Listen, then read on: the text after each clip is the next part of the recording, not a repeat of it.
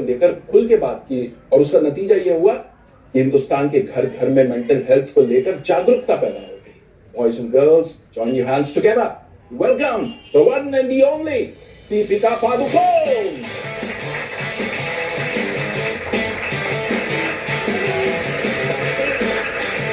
Welcome Deepika,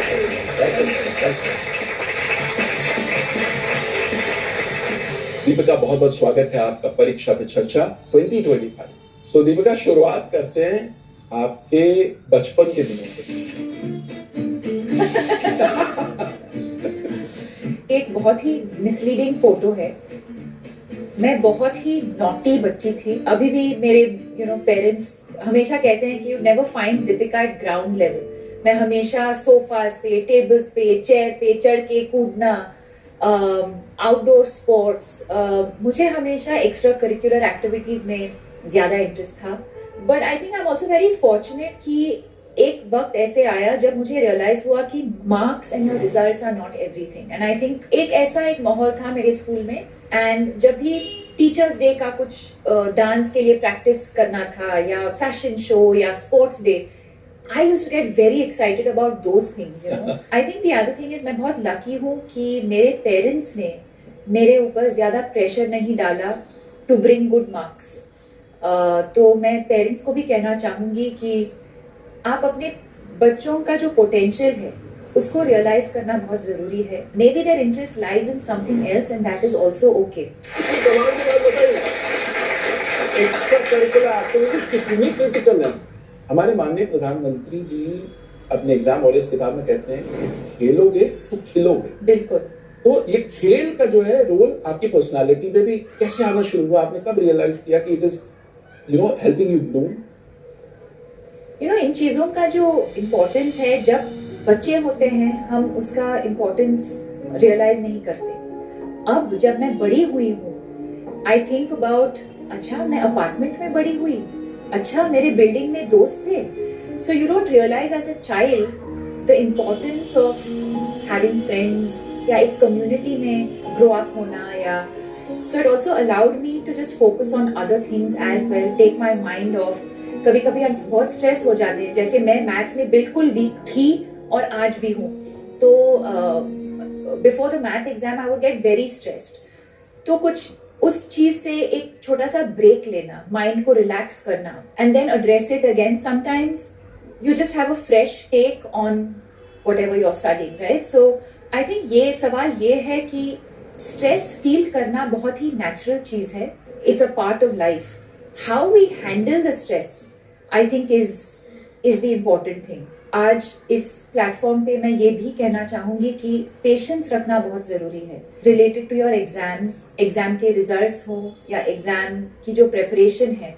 कभी मैं एक चैप्टर खोलती हूँ तो मैं बहुत फ्रस्ट्रेट होती थी कि एक बार पढ़ के मुझे समझ में क्यों नहीं आ रहा ये चीज। ये हमारे साथ भी होता है ना। एंड देन आई रियलाइज्ड, काश मैं 10 दिन पहले स्टार्ट करती, काश मैं उसी चैप्टर को 2 और बार पढ़ती, तो maybe I would have been slightly better prepared for that chapter.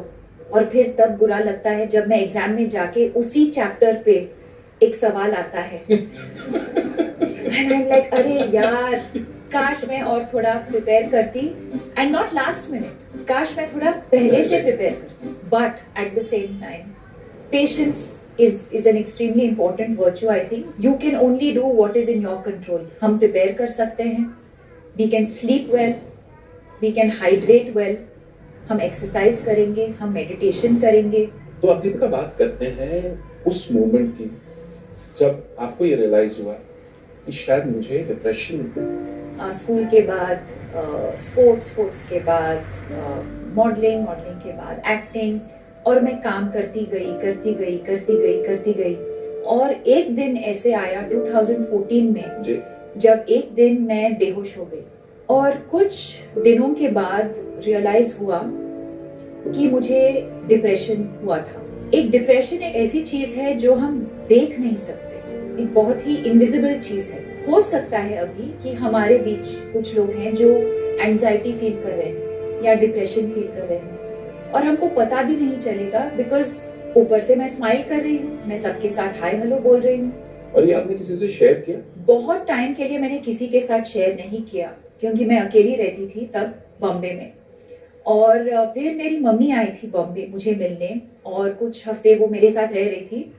और जिस दिन वो लोग जा रहे थे वापस बैंगलोर तो मैं रोने लगी। तो उन्होंने कहा क्या हुआ, किसी ने कुछ कहा, कुछ काम पे कुछ हुआ? एंड आई सेड नहीं, I don't know what this is, I am just feeling completely helpless and hopeless and मुझे जीना ही नहीं है। तो I was very lucky in that moment that my mother realised और उन्होंने कहा कि एक साइकोलॉजिस्ट को फोन करते हैं। हमारे देश में बहुत स्टिग्मा होता था मेंटल इलनेस को लेकर, मुझे कैसे हो सकता है, कि मुझे कैसे हो सकता है, या अगर मुझे हुआ भी है तो हम किसी को बताएंगे नहीं। जैसे ही मैं बात करने लगी इस इलनेस के बारे में, I started feeling so free, so light. और वहां से मेरा